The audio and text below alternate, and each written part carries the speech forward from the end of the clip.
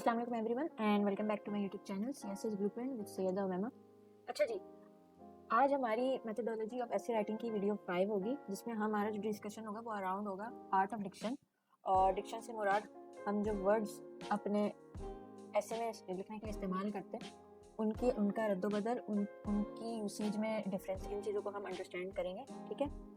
सो अगर इससे पहले आपकी सीरीज़ में यानी कोई वीडियो मिस हो गई हो मेथोडोलॉजी ऑफ एसे राइटिंग की, तो साइड में अभी एक छोटा सा लिंक शो हो रहा होगा, वो डायरेक्ट आपको प्ले लिस्ट की तरफ ले जाएगा। वो लिंक सही, वहाँ पे सारी चीज़ें सीरीज़ में पूरी यानी कि अरेंज की हुई हैं।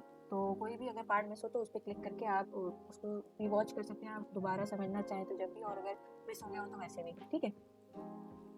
सो विदाउट फर्दर अडू सबसे पहले देखते हैं कि भाई डिक्शन है क्या। डिक्शन से मुराद हमारा होता है कि डिक्शन यानी कि वर्ड चॉइस। वर्ड चॉइस से मुराद के जो आप अल्फाज लिख रहे हैं किसी भी किस्म का, उसके जो डिफरेंट यानी कि सिनोनिम्स हैं सही है, उसके अगेंस्ट जो वर्ड है वो उनमें आपकी चूजिंग की अलाउंस। सही है। अच्छा, इसके साथ साथ जो डिक्शन होता है हमारा, वो जब भी अगर कोई चीज़ आप यानी कि लिख रहे होते हैं तो उसमें वो एक प्रॉपर टोन प्रोवाइड करती है, उसके साथ साथ क्रेडिबिलिटी देती है और क्लैरिटी भी देती है। सही। जिससे क्या होता है, जिससे ये होता है कि अगर हम जब भी कोई ऐसे के अंदर कोई आर्ग्यूमेंट ये प्रेजेंट कर रहे होते हैं किसी भी किस्म का, तो वर्ड्स जो होते हैं ना, वर्ड्स सिंपली बेसिक वर्ड्स, ये आपके आर्ग्यूमेंट की परसेप्शन बना देते हैं। सही, एग्जामिनर के पर्सपेक्टिव के लिहाज से। ठीक है। इससे क्या होता है, जब ये आपकी जो परसेप्शन एक बनती है अच्छे वर्ड्स चूज करने की वजह से, इससे ये होता है कि जो एग्जामिनर होता है ना, वो आपको एक इंटेलेक्चुअल पर्सन समझता है। इंटेलेक्चुअल पर्सन समझने की वजह से आपका जो होता है ना, स्कोरिंग पे काफ़ी अच्छा इफेक्ट पड़ता है और अच्छे स्कोरिंग हासिल करने की भी आपके जो चांसेस होते हैं वो बढ़ जाते हैं। सही है जी। ये तो थोड़ा सा ब्रीफ सा आउटलाइन था। अगर मैं यहाँ पे एक और चीज़ यहाँ पे मैं ऐड करना चाहूँगी, वो ये है कि अब from this point of view हमारी एक प्रॉपर तरीके से कहना चाहिए जो राइटिंग की तरफ ना स्टेप बाय स्टेप लेडर का स्टार्ट हो चुका है। सही है। अभी पहला स्टेप है डिक्शन जो है ना हमारा, लेडर का, उस राइटिंग की लेडर का पहला फर्स्ट स्टेप है। ठीक है। अच्छा, अब इस चीज़ को समझाने के लिए, इसकी इंपॉर्टेंस को समझाने के लिए मैं आपके सामने एक यानी कि साइकिल या सर्कल, आप उसे समझ लें, साइकिल ऑफ राइटिंग या सर्कल ऑफ राइटिंग। ठीक है, वो आपको मैं प्रेजेंट करूँगी। सबसे पहले हमारे पास आ जाता है साइकिल ऑफ राइटिंग में हमारे वर्ड्स आ जाते हैं। ठीक है। जब वर्ड्स मिलते हैं तो हमारे बनाते हैं सेंटेंस। ठीक है। अब सही, ये जो चीज़ है ना सेंटेंस, इस तक का सफ़र इसके बगैर कभी कंप्लीट नहीं हो सकता। वर्ड्स अच्छे होंगे तो आपके सेंटेंस की जो यानी कि वेटेज होगी वो बहुत अच्छी बनेगी, स्ट्रॉन्ग सेंटेंस बनेंगे खुद ब खुद। इसके बाद सेंटेंस के बाद आपके पास आ जाते हैं पैराग्राफ्स। ठीक है। मल्टीपल सेंटेंस मिलके सिंगल पैराग्राफ बनाते हैं। ठीक है। और फिर पैराग्राफ के बाद आपके पास एक पूरा आ जाता है ऐसे। ठीक है। और मल्टीपल पैराग्राफ्स मिलके आपके ऐसे बनाते हैं। तो कोई भी एक सॉलिड और एक अच्छा ऐसे खड़े करने का बेसिक जो यानी कि एट होती है, वो आपकी वर्ड्स होते हैं। इस चीज़ से आप अंदाज़ा लगा लें। अब यहाँ पे एक चीज़ मैं आपको ज़रा और बता दूँ, वो ये है कि ये जो वर्ड्स और सेंटेंस है ना, ये स्टूडेंट की कंसिस्टेंसी के ऊपर होते हैं। उस लिहाज से, कंसिस्टेंसी के लिहाज से डेवलप होते हैं। ठीक है, दोनों। अच्छा, ये ऐसे और पैराग्राफ जो होते हैं, इसकी जो बेसिक मेथोडोलॉजीज अगर एक टीचर प्रॉपर तरीके से एक्सप्लेन कर देना तो ये चीज़ें दोनों डेवलप हो जाती हैं। ठीक है। टीचर का ओनस होता है, ये स्टूडेंट का कंसिस्टेंसी के ऊपर डिपेंड होती है। सही। और ये टीचर के ऊपर होती है। अब यहाँ पे आपने ये करना है कि अभी तो मैं इस वीडियो में आपको मैं समझा दूंगी, ठीक है, कि कहाँ से आप अपने डिक्शन को बेहतर कर सकते हैं। सही।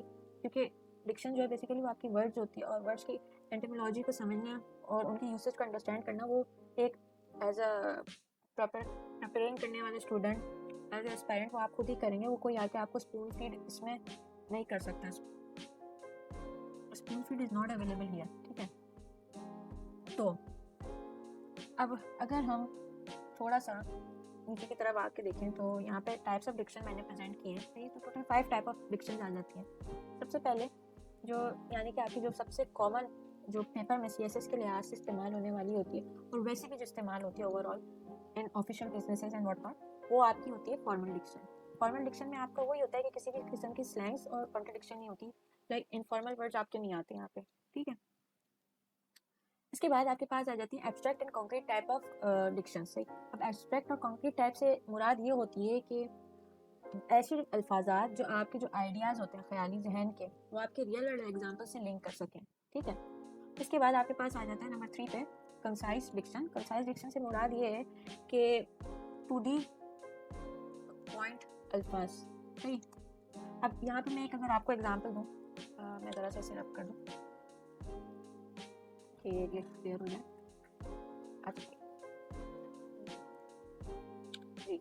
अच्छा जी, टू दी पॉइंट से मुराद ये है कि अब मैंने जैसे कि एक सेंटेंस लिखा, there a child without a father. ये तो कंसाइज तो नहीं है ना, ये तो इतना बड़ा सारा पूरा ये कि 1 2 3 4 5 वर्ड्स में आपका एक तकरीबन सेंटेंस ही बन गया। इसके बरक्स अगर मैं ये लिख दूं पोस्ट चाइल्ड, सिर्फ 2 अल्फाज, सिर्फ ये 2 अल्फाज पे आपकी पूरी बात कवर हो गई। जो ये तकरीबन यहाँ पे आपके लगे थे 5 अल्फाज, सही। इधर ये देख लें, 1 2 3 4 5, यहाँ पे आपके मैक्सिमम 1 और 1 2। अगर आप इसके दरमियान में अपना हाइफन डाल देते तो ये सिंगल वन वर्ड अल्फा बन गया, ठीक है। तो ये कंसाइज डिक्शन। इसके अलावा, ठीक है, टू दी पॉइंट बात करना, इसके अलावा बार बार इस्तेमाल होने वाले वर्ड्स, अब जैसे कि बाज़ औक़ात आप जब आप पेपर में लिख रहे होते हैं तो आपके जहन में एकदम नहीं आते अल्फाज, ठीक है, आप बाज़ औक़ात ब्लैंक भी हो जाते हैं। तो अगर एक सेंटेंसेस में लगातार कोई, जैसे कि अब with respect to developing infrastructure का उसमें प्लानिंग का वर्ड बार बार आ रहा है, ठीक है, PA, इसमें आप ये कर सकते हैं। इसके साथ आप आगे या तो इसके बैक पे यहाँ पे आप एडवांस प्लानिंग डाल दें, सही, और फिर आगे जाके आपने नॉर्मल लिख दिया, प्लानिंग लिख दिया, ठीक है। अब इस तरीके से रद्द-बदल अल्फाज का आप कर सकते हैं। ये होती है आपकी कंसाइज डिक्शन। इसके बाद आपके पास आ जाती है यानी कि पावर डिक्शन, ठीक है। पावर डिक्शन में ये होता है कि उसमें आप एक्टिव वर्ब्स और स्पेसिफिक टर्म इस्तेमाल करते हैं। स्पेसिफिक टर्म से मुराद आपकी terminologies with respect to that particular subjects आ जाती हैं, ठीक है। और इसके बाद आपका आता है न्यूट्रल टोन्स। टोन जो अल्फा बिल्कुल बेसिक जो कहना चाहिए वर्ड होते हैं। अब जैसे कि जो प्लानिंग का वर्ड है ये बिल्कुल न्यूट्रल टोनिंग में इस्तेमाल किया जाता है। प्लानिंग अब कहना चाहिए किसी इंफ्रास्ट्रक्चर की भी हो सकती है, ठीक है, या किसी एडवेंचर की भी हो सकती है। न्यूट्रल टोन वाले अल्फाज होते हैं, इनको आप किसी भी तरफ घुमा सकते हैं, ठीक है। अब यहाँ पे मैंने नीचे आपको 2 सेंटेंसेस इधर शोकेस हो होंगे। सेंटेंस 1 है, सेंटेंस 1 है, ये सेंटेंस 2 है, ठीक है। ये दोनों देखने से पहले इसके ऊपर का फॉर्मूला अगर आप देख लें जो मैंने खुद ड्राइव किया, वो यही है कि जो गुड डिक्शन होती है ना हमारी, वो ड्राइव होती है 3 चीज़ों से। सही, गुड डिक्शन सबसे पहले आपकी क्लैरिटी, फिर प्रिसीजन और फिर formality. These are the 3 basic aspects of a good diction, ठीक है। सी, अब ये तीनों चीज़ें जब आपकी मेंशन प्रेजेंट होती हैं, सही, ये तीनों चीज़ें मिलके आपका, ठीक है, दीज 3 एक आपका स्ट्रॉन्ग और वैलिड सेंटेंस बनाते हैं, ठीक है। अब चलें सेंटेंस 1 देखते हैं। सेंटेंस 1 में ये लिखा हुआ है कि the environment is kind of getting worse. ये कहना चाहिए बहुत ही इनफॉर्मल और नॉनसेंसिकल टाइप ऑफ सेंटेंस है, और ऐसे लग रहा है कि किसी बच्चे ने लिखा है, मतलब कि 7वीं या 6ठी जमात के बच्चे ने लिखा हो। वो भी अब तो वो भी बहुत अच्छे सेंटेंसेस लिखते हैं, सही। उसके बरक्स अगर सेकंड सेंटेंस हम देखें तो सेकंड सेंटेंस ये है कि environmental degradation poses a serious threat to global sustainability. आप इसका एक लेवल चेक करें और इसका लेवल चेक करें, ये बिल्कुल प्रॉपर इसमें फॉर्मल वर्ड इस्तेमाल है, ठीक है। अच्छा, इनफॉर्मल वर्ड यहाँ पे सबसे पहले कहना चाहिए इनफॉर्मल जो यानी कि इंडिकेशन होती है वर्ड्स की और एक आपकी टोन की, वो यहाँ से स्टार्ट हो जाती है, kind of getting worse, this is your informal, ठीक है। वेयर इज कि ये जो सेंटेंस है ना, स्टार्ट से लेकर एंड तक पूरा प्रॉपर फॉर्मल एक टोन में चलता हुआ आ रहा है, राइट। अच्छा नहीं, डिक्शन हम क्यों, यानी कि इसके ऊपर हम क्यों काम करें, इसकी क्या इंपॉर्टेंस है। अब अगर हम यहाँ पे सिर्फ और सिर्फ मेन जो चीज़ें हैं ना, वो सिर्फ 4 आपके पॉइंट्स हैं जो आपने अपने जहन में रखना है, और उन्हीं को जहन में रखते हुए आपने अपने डिक्शन को तैयार करना है। क्योंकि जब ये जो डिक्शन है ना आपका, या वर्ड्स, एक कॉमन लेमैन टर्मिनोलॉजी में अगर इसे बोलें, तो ये जो आपकी चीज़ है ना, ये आपका बनाता है सिंटेक्स। सिंटेक्स आपका हो गया, फिर वही लेमैन टर्मिनोलॉजी में सेंटेंसेस, राइट, प्रॉपर। ये आपका लेके जाता है आपको पैराग्राफ तक, और फिर ये आपको नीचे पूरा पहुंचाता है आपके ऐसे तक। ये चीज़ें आपने याद रखनी है। ये कहना चाहिए आप इसको इस तरीके से, इसके एग्जांपल ले लें कि कोई भी अगर हम गेम खेलने होते हैं तो उसमें लेवल होते हैं, ठीक है। तो ये हमारे ऐसे गेम का लेवल 1 है, इसके बाद हमारा ये लेवल 2 हो गया, फिर ये लेवल 3 है, ठीक है। लेवल 3 के बाद ये आपकी बॉस फाइट आ गई, ठीक है। और ये जो बॉस फाइट है, ये आप जब जीतेंगे जब आप लगातार स्टेप बाय स्टेप अपने लेवल्स कंप्लीट करते हुए आ रहे होंगे, अपने कैरेक्टर को स्ट्रॉन्ग करते हुए आ रहे होंगे। और यहाँ पे जो हमारा कैरेक्टर है, उस कैरेक्टर से मुराद हमारी राइटिंग कैपेबिलिटीज है, ठीक है जी। अच्छा जी, अब इस तरफ अगर हम देखें तो वो 4 पॉइंट्स ये हैं कि भाई ये आपकी एनालिटिकल टोन को एनहेंस करता है। एनालिटिकल टोन से मुराद ये आपको एक इंटेलेक्चुअल, जो अच्छे लिखने वाले लोग होते हैं, रिसर्च वगैरह करने वाले लोग होते हैं, उनकी तरह की थिंकिंग भी डेवलप करता है उसके साथ ऑन द स्पॉट, और लिखने की एक प्रेजेंट करने की जो प्रेजेंटेशन होती है सेंटेंस की, वो भी प्रॉपर शोकेस करता है। उसके अलावा आपका कंट्रोल बन जाता है अपनी लैंग्वेज पे। लैंग्वेज से मुराद इंग्लिश के जितने भी आपके पास, जब आप इनको मेमोराइज वर्ड्स को कर रहे होते हैं तो वो फिर आपको खुद ब खुद आहिस्ता आहिस्ता जहन में याद आ रहे होते हैं, और आपको पता होता है कि ये अल्फाज, जब आप एक अल्फाज को प्रिपेयर करके याद करते हैं तो आप ये भी देखते हैं कि भाई इसकी यूसेज किधर हो रही होती है, तो जिसकी वजह से आपका ऑटोमेटिकली कंट्रोल अल्फाज पे और ऑटोमेटिकली आगे जाके सेंटेंस पे भी बन रहा होता है। इसके साथ साथ यहाँ पे रीडर ट्रस्ट से, अच्छा, इससे ये मुराद है कि जब आप प्रॉपर वर्ड्स की यूसेज करेंगे, ठीक है, और आप सही तरीके से उनको अपने सेंटेंसेस में इनकर्पोरेट करके अपने आर्गुमेंट्स को प्रेजेंट करेंगे, तो ऑटोमेटिकली जो एग्जामिनर होगा उसका खुद एक ट्रस्ट आपके ऊपर बनता चला जाएगा। जब वो रीड करेगा उसे अंदाजा हो जाएगा कि भाई ये जो लिखने वाला है, ये कोई ऐसा नहीं है, ऐसा बच्चा नहीं है कि जिसको पता ही नहीं कि वो क्या अल्फाज इस्तेमाल कर रहा हो। क्योंकि जो कहना चाहिए एग्जामिनर्स रिपोर्ट हमने जब पढ़ी थी स्टार्टिंग की, जो सेकंड वीडियो थी इस सीरीज की, तो उसमें भी यही इश्यूज आ रहे थे। मैक्सिमम जो इशू था वो ये था कि जो बच्चे वर्ड्स इस्तेमाल करते हैं वो ऐसे इस्तेमाल करते हैं कि उस जगह पे वो वर्ड फिट ही नहीं हो रहा होता बिल्कुल भी, ठीक है।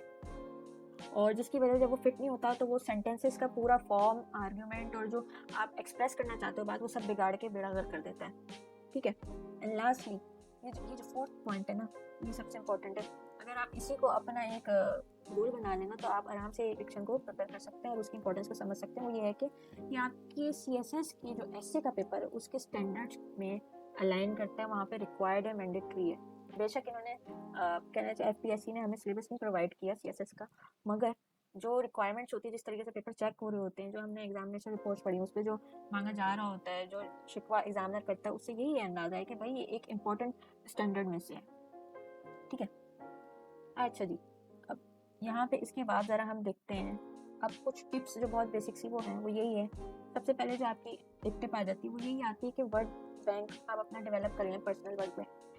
अच्छा, इसके लिए मैंने जो मेरी जो यानी कि मेरे जो सर थे, सर नूर अहमद समूह, उन्होंने जो हम लोगों को समझाई थी वो यही ट्रिक थी कि भाई जो आपके डेली में यूज़ होने वाले 100 अल्फाज जो है ना, वर्ड्स मोस्ट कॉमन,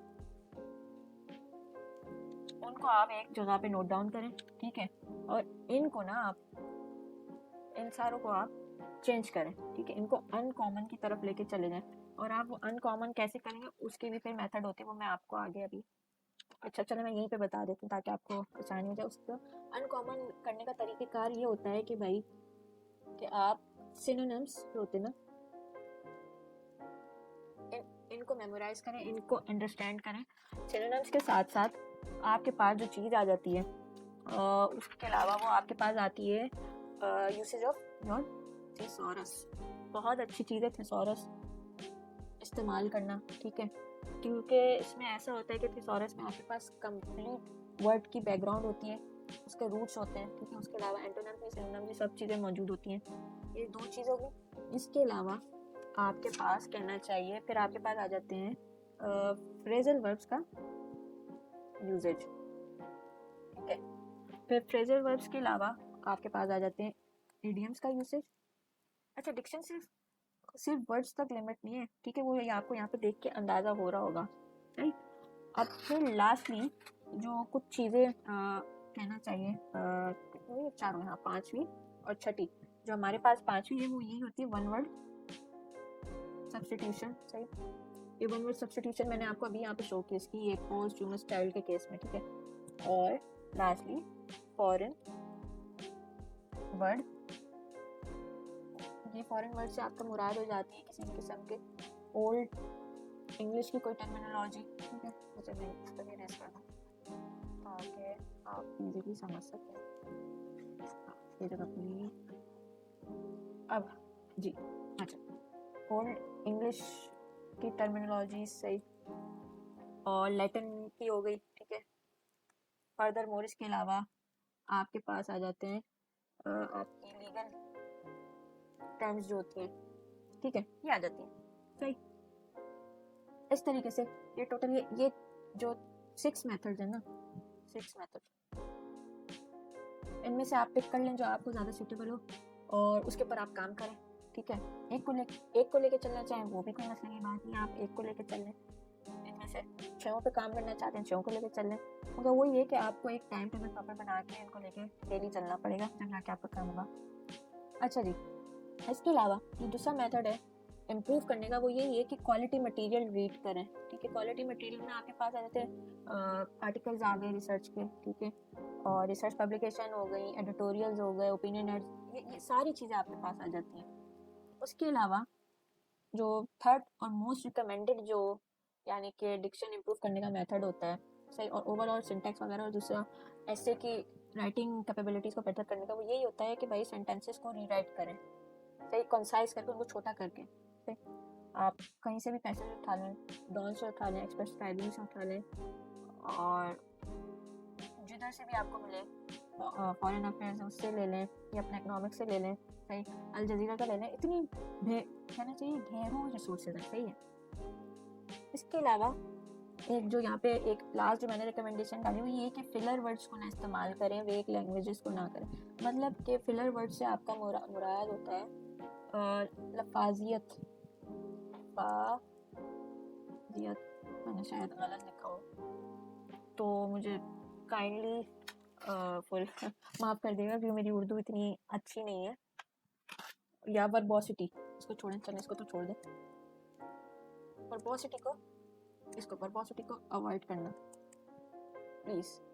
अच्छा, वर्बोसिटी से मुराद के फजूल में आप एक्स्ट्रा अल्फाज डाल के उस जुमले को लंबा करे जाएं, खींचा जाए, सही। और जब वो लंबा और खिंचतानी करेंगे सेंटेंस के साथ तो उसके जो मेन जो नुक्ता नज़र होगा सेंटेंस का, ठीक है, वर्ड का, वो बाकी जो इस्तेमाल किए गए मेन वर्ड्स का वो भी ख़त्म हो जाता है। अच्छा जी, लास्टली जो पिटफॉल्स हैं या जो यानी कि कहना चाहिए ड्रॉबैक्स जिनको आप अवॉइड करना हर पेपर में भी ऐसे के अलावा, सही, हर उसमें अप्लाई होता है डिक्शन का जो मेथड है ना, वो यही है कि अननेसेसरी यूसेज ऑफ जार्गन्स, सही, टर्मिनोलॉजीज, यानी कि काइंडली लिमिटेड जहाँ पे रिक्वायर्ड हो वहाँ इस्तेमाल करें, ठीक है। उसके अलावा सिंपल आइडियाज़ यानी सिंपल जो बात आपने करनी हो उसको ओवर कॉम्प्लिकेट ना करें, ठीक है, और रेपिटेशन ना करें ज़्यादा से ज़्यादा, ठीक है। अब जैसे कि रिकमेंडेड यही है कि भाई सिनोनिम्स के ऊपर काम करें, क्योंकि सिनोनिम्स जो है वो आपके प्रेसिडेंट कॉम्प्रिहेंशन के पेपर में भी आता है, वहाँ पे आपके 10 नंबर के एमसीक्यूज होते हैं यहाँ से। उसके अलावा लास्टली इमोशनल और bias tone with respect to diction में ना इस्तेमाल करें, ठीक है जी। अब अगर मैं आपको यहाँ पे नीचे मुझे अलाउ करें, मैं ये थोड़ा सा नीचे हो जाऊँ, हाँ चले जी। तो मैं यहाँ पे आपको ज़रा सी जो मैंने मेथड्स आपको बताए ना उसकी मैं आपको ज़रा तरीक़ेकार समझाता हूँ कि अब जैसे कि मैंने एग्जांपल यहाँ पे मैंने डिक्शन की कितनी पावर होती है, ठीक है, पावर ऑफ डिक्शन, ये मैं आपको लाइव यहाँ पे अभी शो केस करती हूँ, ठीक है। अब मैंने सेंटेंस लिखा, बेसिक सा बिल्कुल सेंटेंस है, कायदे आज़म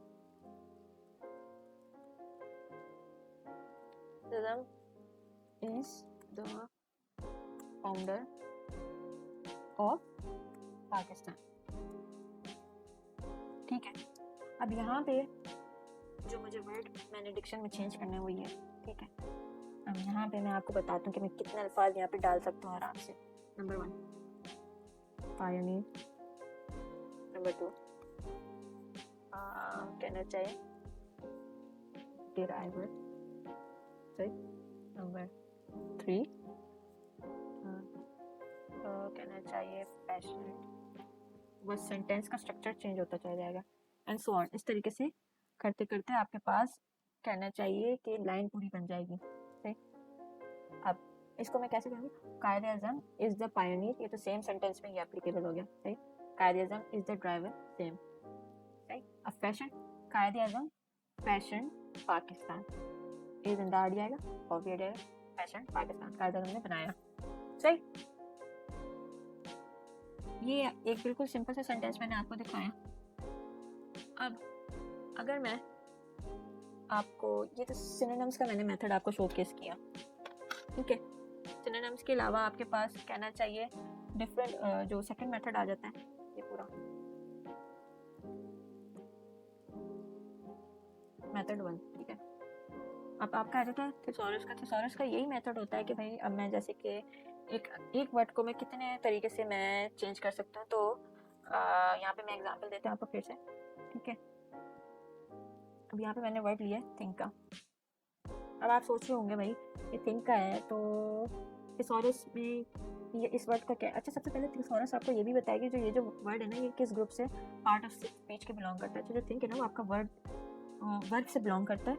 तो क्योंकि थिंक आपका एक्शन है और बेसिकली जो एक्शन होता है वो आपके वर्ब में, काम जो हो रहा होता है वो आपके वर्ब में जाके लग जाता है। तो अब मैं यहाँ पे अगर मैं अल्फाज डालना शुरू करूँ थिंक के, तो नंबर 1 पे आ जाएगा कोजी ट्रेट।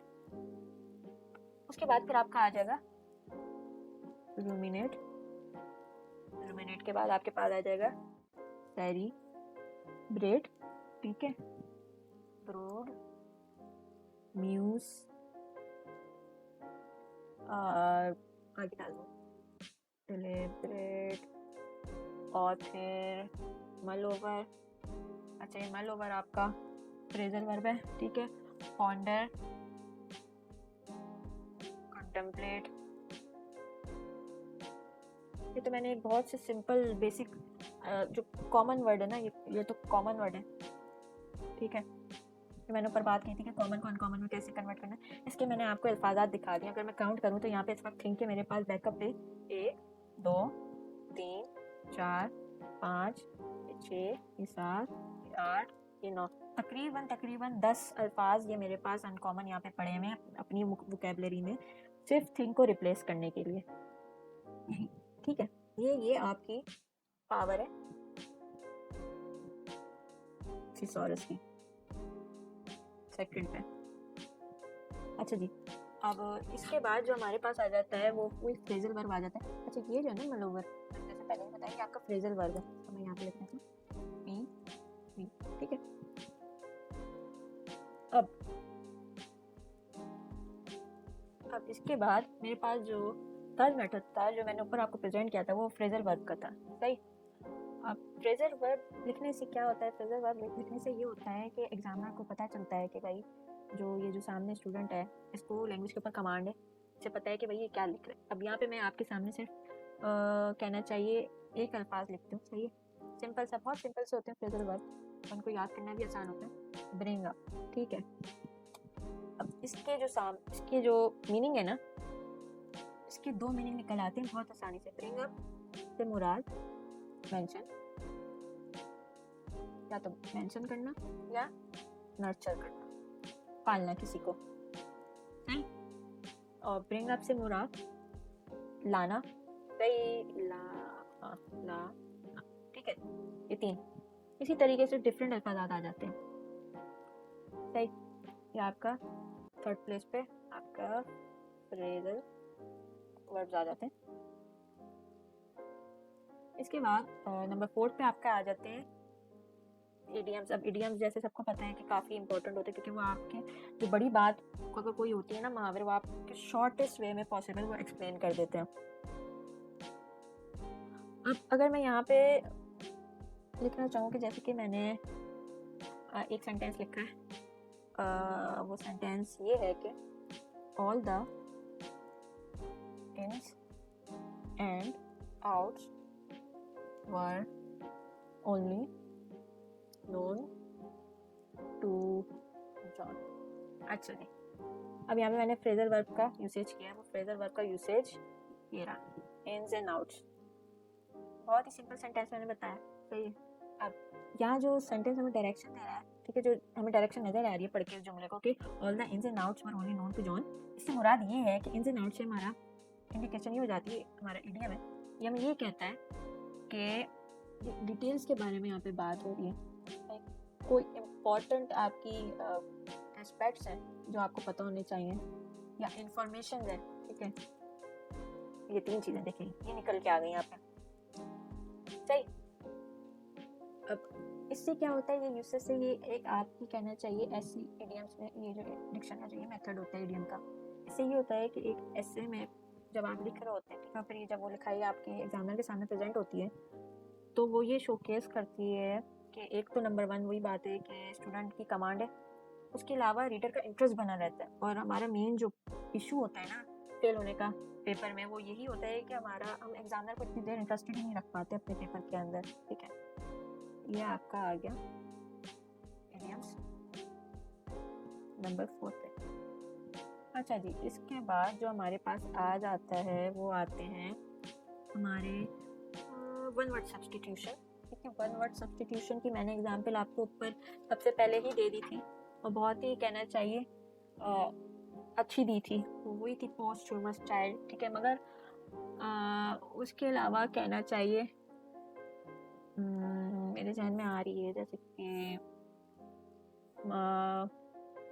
मोनोगैमी, ठीक है। मोनोगैमी के अलावा पोस्टह्यूमस दोबारा डाल देता हूँ, ठीक है। अब इस वक्त मेरा जहन खुद ब्लैंक हो रहा है। और मल्टीपोलर, सही, multipolar, multipolar politics, unipolar, bipolar, ठीक है। अच्छा, ये जो आपके वन वर्ड जो सब्स्टिट्यूशंस होते हैं, ठीक है,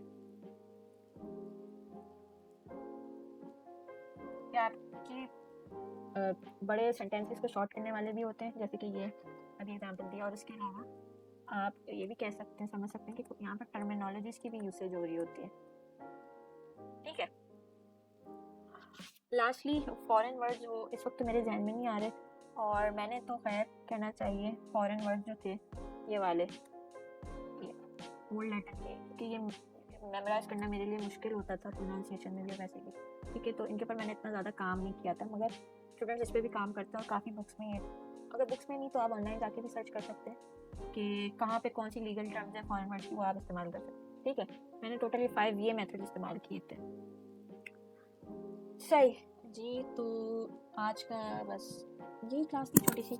आज कहना चाहिए पहला स्टेप है हमारा टुवर्ड्स अपनी राइटिंग को बेहतर करने का, और कहना चाहिए पहली हमारी ईंट है, ठीक है, ऐसे की पूरी जो दीवार है उसको खड़ा करने के लिए, सही है, डिक्शन की, बल्कि पूरे ऐसे की बिल्डिंग बनाने के लिए, सही है। तो अगर इसके ऊपर आप काम करें काइंडली, और सबसे जो बेस्ट मेथोडोलॉजी है इसकी, सही, या मोडस ऑपरेंडी है, वो यही है कि भाई आपके जो कहना चाहिए जो कॉमन वर्ड्स हैं ना, जो आप रेपिटेटिवली इस्तेमाल कर रहे हैं कॉमन, ठीक है, उनकी आप इनकी लिस्ट बनाएं, ठीक है। और इनके आप सिनोनिम्स और ये जो 5 मेथोडोलॉजीज बताई हैं, 5 मेथड जो हैं, इसके थ्रू इनको आप लेके आए अपने अनकॉमन और रियल जो नहीं होते वर्ड्स की तरफ, सही। सो आज हमने जैसे कि डिक्शन को कवर किया, इसमें सारी चीज़ें समझी, मैंने आपको बताया, ठीक है। इंशाअल्लाह ताला आपको इजीली समझ आ गया होगा। अगर नहीं भी आया तो कोई मसले की बात नहीं, दोबारा वीडियो को गो थ्रू करें, और उसके बाद भी अगर कोई क्वेश्चन अराइज होता है तो कमेंट में काइंडली आप आराम से पूछें बेझिझक, सही।